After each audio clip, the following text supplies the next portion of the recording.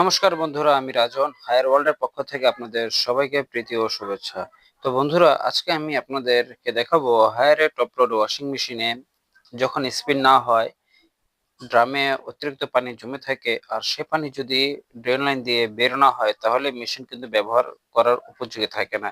তো এখন আমি আপনাদের দেখাবো, যদি হায়ারের টপ লোড ওয়াশিং মেশিনে যদি এই সমস্যার সম্মুখীন হন তাহলে আপনি সেটাকে কিভাবে ওভারকাম করে মেশিনকে ঠিক করতে পারবেন।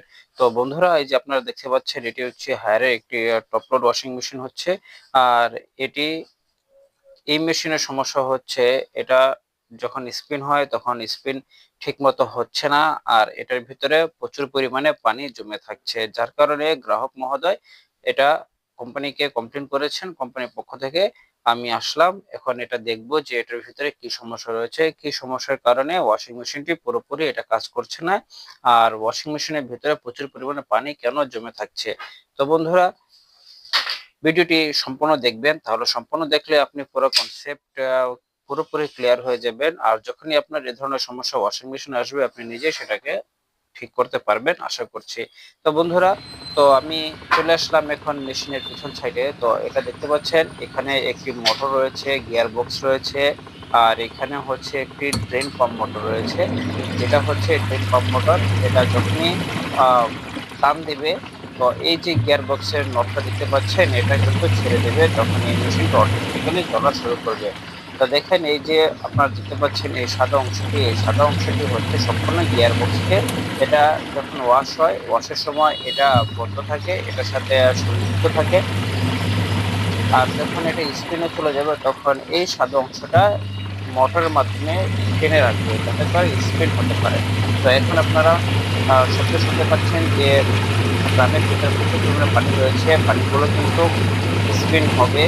আর কি কারণে স্পিন হচ্ছে না সেটাও আমি দেখাবো। তো এই যে আপনারা এই সাদা অংশটি দেখতে পাচ্ছেন, এটা হচ্ছে আপনার মোটরকে আটকে রাখে স্পিনের সময়, ওয়াশের সময়।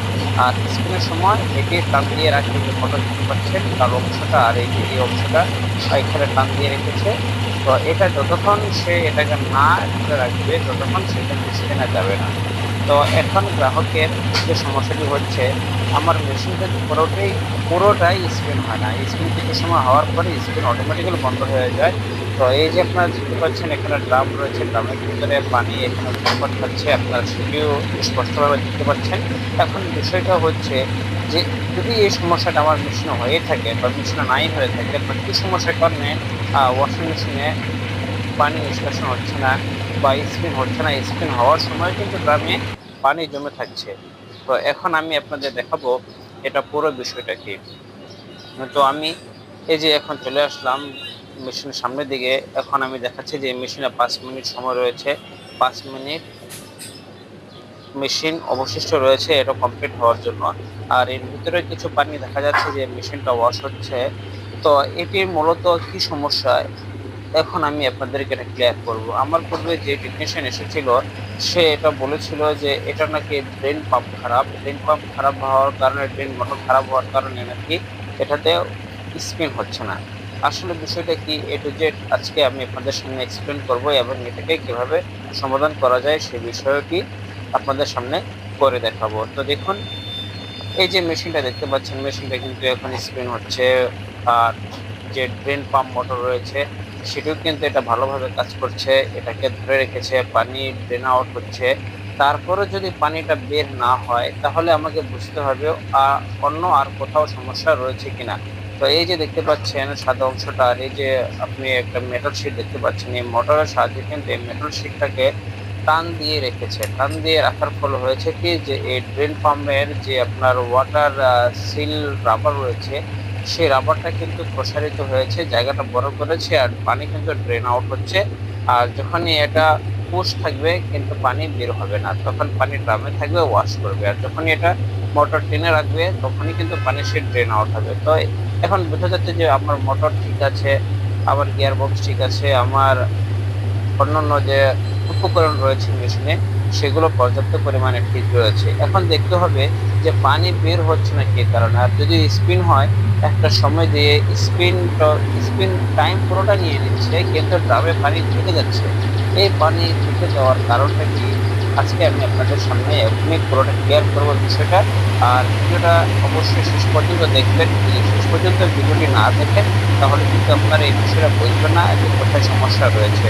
হতে পারে আপনাদের বাসাতে, আপনাদের বাড়িতে কখনো কখনো এই সমস্যা হবে। তখন যাতে আপনারা বড় ধরনের সমস্যার সম্মুখীন না পড়েন, নিজেকে অনেকটা অসহায় না ভাবেন, সেই কারণে আপনারা এই ভিডিওটা পুরোটাই দেখবেন। তাহলে আপনারা এই সমস্যার সমাধান নিজেরাই করতে পারবেন। তারপর যদি না পারেন, এক্সপার্টদের পরামর্শ, এক্সপার্টদের সহায়তা অবশ্যই আপনাদের কাম্য।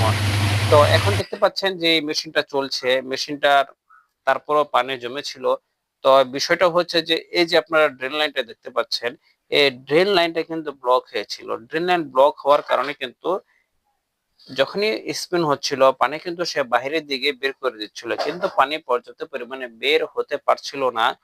আর বের না হওয়ার কারণে কিন্তু এই পানিটার অবশিষ্ট ড্রামে থেকে যেত, বা কিছু পরিমাণ পানি ওই পাইপ দিয়ে নির্গত হতে বের হওয়ার চেষ্টা করতো, কিন্তু বাকি সম্পূর্ণ পানিটা কিন্তু এই ওয়াশিং মেশিনের ড্রামে থেকে যেত, যার কারণে কিন্তু গ্রাহক মেশিন কোনোভাবেই ব্যবহার করতে পারছিল না। এই যে এখন দেখতে পাচ্ছেন আমি যে ড্রেন লাইনটা এটা বের করে দিয়েছি, বের করে দেওয়ার পরে এই যে দেখতে পাচ্ছেন কিন্তু মেশিনটা পুরোটাই পানি কিন্তু বের করে দিয়েছে। এখন মেশিনে কোনো ধরনের কিন্তু অবশিষ্ট পানি জমা নেই।